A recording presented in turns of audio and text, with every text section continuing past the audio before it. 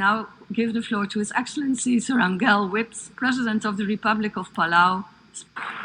I thank the President Rwanda in June 2024. I thank you for your attention.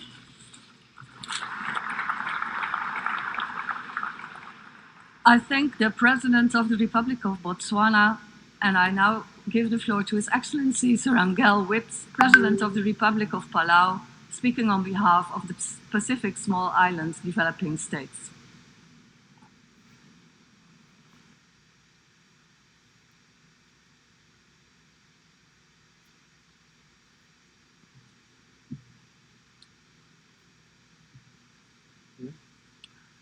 Mr. Secretary General, Mr. President, Excellencies, distinguished delegates, ladies and gentlemen.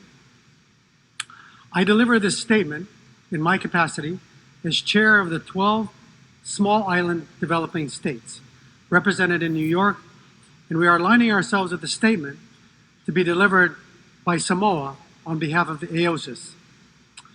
On behalf of the Psids, I extend our congratulations to His Excellency Mr. Dennis Francis on assuming the presidency of the 78th session of the General Assembly, and assure you of the full support of the Pacific Psids in your successful execution of your mandate over the next 12 months.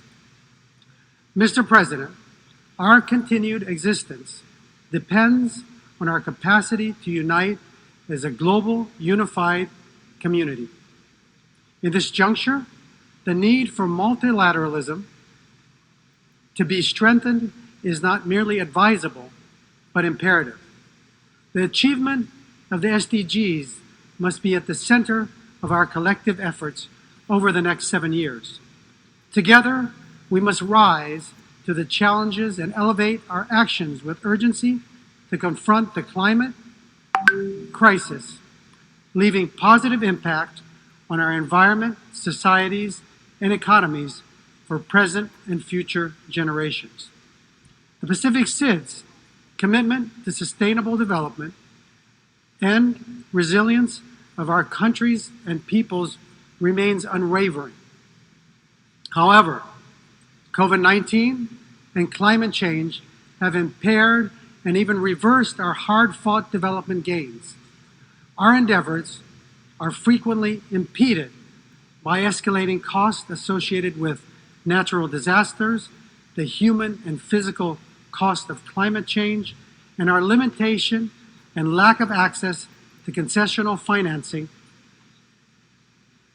Significant limitations to accessing financing hinders our abilities to allocate funds to effectively implement our development priorities, including the Samoa Pathway and other crucial development activities.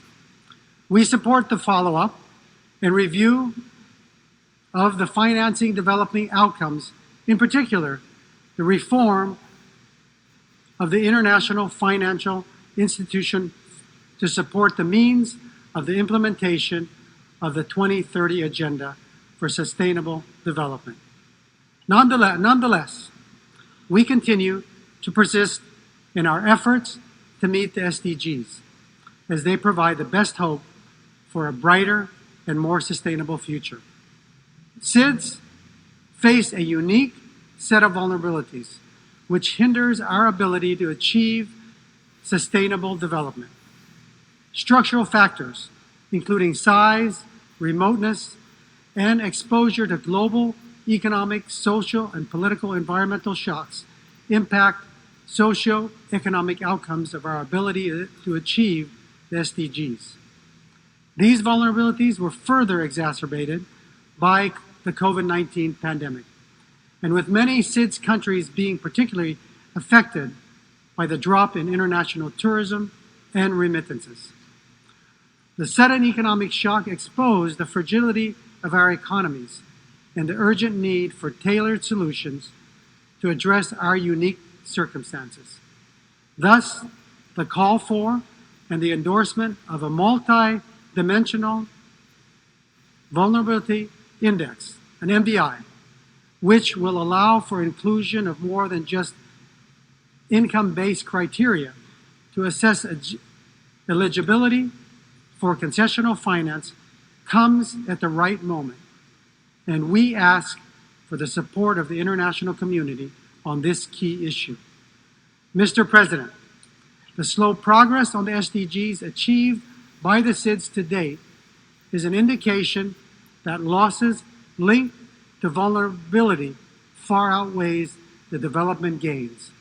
There is a clear necessity for building genuine partnerships and cooperation to provide financial support and technical support. We call for the effective and durable partnerships and scaled-up climate finance that adequately recognize the context of the Psids and the respect for regional and national policy coordination mechanisms and systems. Moreover, we call on partners to improve partnerships around data and statistics for monitoring and evaluation, digital infrastructure and transformation, SDI, and sustainable and predictable financing and capacity building. Mr. President, we need to remind ourselves of the commitments and the undertakings we made towards the full implementation of the Samoa Pathway.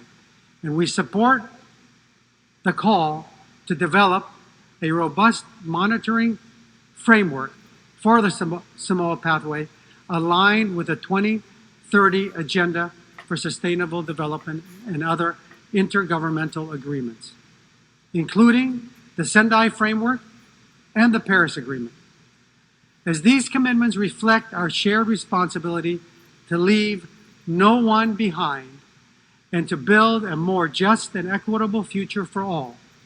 After all, it is of vital importance that each one of us demonstrates the unwavering boldness and courage that is required. Thank you. God bless. Omam Sulam. I thank